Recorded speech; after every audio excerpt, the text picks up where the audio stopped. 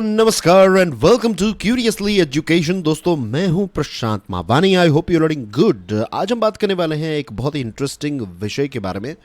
विषय ये है कि खास करके जो वेस्टर्न वर्ल्ड है, राइट, इसमें यूएसए आ गया और दूसरे कुछ वेस्टर्न वर्ल्ड देश हैं, वो हमेशा भारत को दोष देते रहते हैं और कहते हैं कि आप रशिया से ऑयल खरीदना बंद कर दीजिए, आप रशिया से बहुत ज़्यादा ऑयल खरीद रहे हैं वगैरह वगैरह। आज मैं आपके लिए एक लिस्ट लेकर आया हूं कि रशिया के लार्जेस्ट ऑयल कस्टमर्स कौन हैं और क्यों इन सारे देशों को भारत को दोष देना जो है वो बंद कर देना चाहिए। CREA यानी कि centre for research on energy and clean air, इसका डेटा यह कहता है कि भारत जो रशिया से ऑयल खरीदता है ना, जो फॉसिल फ्यूल हम खरीदते हैं रशिया से, वो कुछ नहीं है। जब हम यूरोप को कंपेयर करें, चाइना को कंपेयर करें, टर्की को कंपेयर करें, ये तीन देश ऐसे हैं जो रशिया से बहुत बड़ी मात्रा में, यूरोप ऑफ कोर्स देश नहीं है, एक कॉन्टिनेंट है, लेकिन यूरोपियन यूनियन के बहुत सारे देश हैं और यूरोपियन यूनियन के बाहर के भी कुछ ऐसे देश हैं जो बड़ी मात्रा में रशिया से ऑयल खरीदते हैं, गैस खरीदते हैं, फॉसिल फ्यूल खरीदते हैं। और ब्लेम किस पर आता है? भारत पर इल्ज़ाम ठोकने की कोशिश करते हैं ये लोग। यूरोप जो है वो भारत के मुकाबले 11 गुना ज़्यादा फॉसिल फ्यूल रशिया से खरीदता है। चाइना जो है वो हमसे 4 गुना ज़्यादा फॉसिल फ्यूल रशिया से खरीदता है। तो इनको बोलिए ना, इनको कहिए कि ये खरीदना बंद करें। पता नहीं भारत के पीछे ये सारे लोग जो हैं वो, ये सारे देश जो हैं वो क्यों पड़ गए हैं। दोस्तों क्या आपको पता है, जब से यूक्रेन में ये इन्वेजन या फिर यूक्रेन और रशिया के बीच में जब से युद्ध स्टार्ट हुआ है, तब से लेकर आज तक लगभग 8-8.5 महीने का वक्त हो चुका है। वी नो के 24 फरवरी 2022 को रशिया ने ये इन्वेजन स्टार्ट किया। तब से लेकर आज तक पता है रशिया ने कितने पैसे कमाए हैं? सिर्फ ऑयल बेचकर, oil and gas and fossil fuel बेचकर बेसिकली रशिया ने 201 बिलियन यूरोज कमाए हैं। 201 बिलियन यूरोज। और यूरोप जो है, ये 201 बिलियन यूरो जो है, उसमें से 50% से भी ज़्यादा जो रेवेन्यू है वो यूरोप से मिली है रशिया को। चाइना से लगभग 20%, और इंडिया की बात करें तो 5% से भी कम पैसे जो हैं, ये 201 बिलियन यूरो जो है उसके 5% से भी कम जो है वो भारत का कंट्रीब्यूशन है। तो भारत इन देशों के मुकाबले ना के बराबर ऑयल खरीदता है। यूरोप का एक स्पेसिफिक आंकड़ा देखें तो $106 बिलियन, जब से यूक्रेन का युद्ध स्टार्ट हुआ तब से लेकर आज तक यूरोपियन यूनियन ने 106 बिलियन यूरोज का ऑयल फॉसिल फ्यूल खरीदा है। चाइना ने 41 बिलियन यूरो पे की है रशिया को। जर्मनी जो यूरोप का सबसे बड़ा बायर है, that is at 24 billion euros.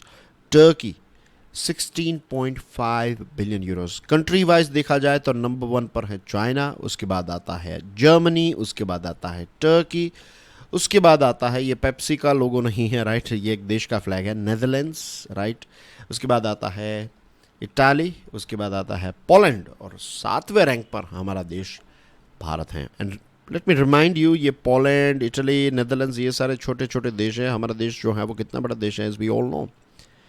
तो इतना बड़ा देश होने के बावजूद भी हम 7th रैंक पर हैं। तो बेसिकली ये सारे देशों को भारत पर जो इल्ज़ाम है वो लगाने की कोशिश जो है वो बिल्कुल नहीं करनी चाहिए। और जो हमारे एस जयशंकर साहब है, मिनिस्टर ऑफ एक्सटर्नल अफेयर्स, उन्होंने क्लियरली बता दिया था कि एक महीने में यूरोप जो यूरोप दोपहर तक जितना ऑयल खरीदता है ना, फॉसिल फ्यूल खरीदता है रशिया से, उतना भारत एक महीने में भी नहीं खरीदता।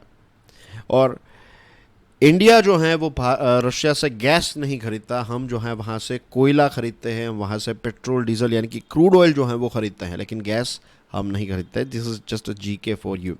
अब हम रशिया से गैस क्यों खरीदते हैं? It is very important for us. Russia जो है वो हमें डिस्काउंट रेट पर ऑयल प्रोवाइड कर रहा है, और ये जो डिस्काउंट रेट है ये हमारी जो स्टेट यानी कि सरकारी ऑयल रिफाइनरीज़ हैं उसके लिए एक आशीर्वाद समान है। पता है क्यों? क्योंकि भारत क्या कर रहा है, भारत अभी इन्फ्लेशन यानी कि महंगाई को कंट्रोल करने की पूरी कोशिश कर रहा है, और इस वजह से सरकार ने ऑयल की प्राइसेस जो हैं उसको कांस्टेंट रखी है, और इसकी वजह से बेसिकली ऑयल की प्राइस जो है सरकार ने कंट्रोल रखी है, इसको आगे बढ़ने नहीं दिया है। तो इसकी वजह से क्या हुआ है पता है, जो हमारी रिफाइनरीज है ना, सरकारी रिफाइनरीज, उनको first half of this fiscal यानी कि अप्रैल, मई, जून, जुलाई, अगस्त, सितंबर, ये 6 महीने के अंदर हमारी जो रिफाइनरीज हैं उनको 41,000 करोड़ रुपीस का नुकसान हुआ है।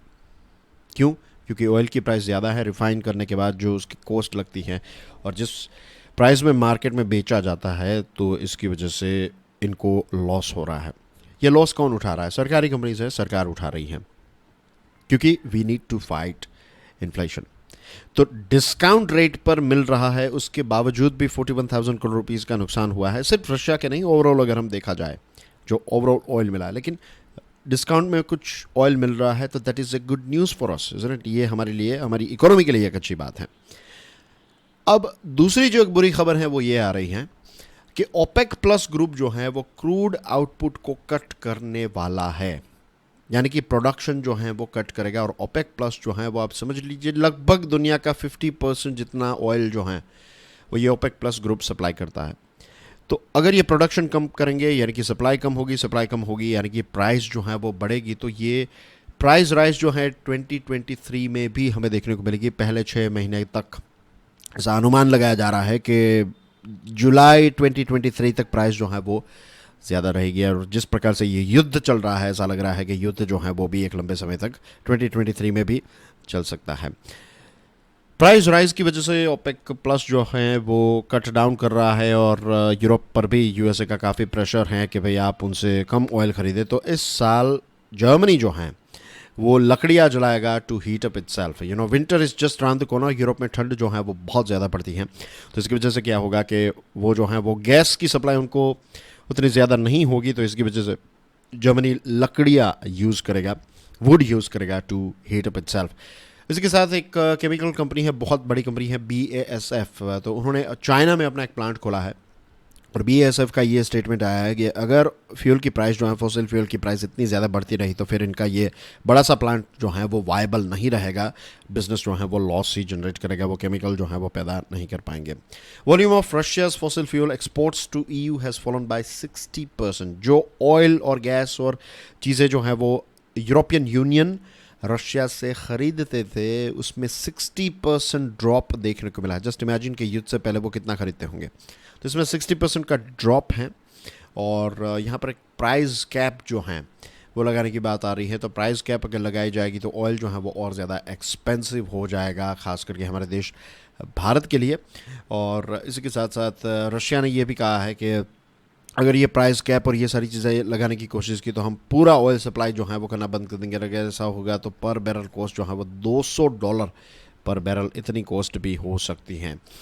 रशिया जो है वो यूरोप पर हेविली डिपेंडेंट है when it comes to supply chain, when it comes to shipping और इंश्योरेंस इंडस्ट्री जो है उसकी बात करें ऑयल के सप्लाई की, तो रशिया जो है वो यूरोप पर डिपेंडेंट है। तो इसकी जो एक सप्लाई चेन है ना वो काफ़ी कॉम्प्लिकेट है, काफ़ी कॉम्प्लेक्स है ये ऑयल की सप्लाई चेन।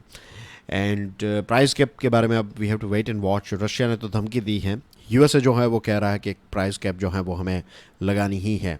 तो अब देखते हैं आगे क्या होता है इसमें, right. But so far this are the facts you guys know now, right. And you can follow me on Telegram, Instagram, Facebook and Twitter. Links जो है वो कमेंट सेक्शन में दी गई हैं।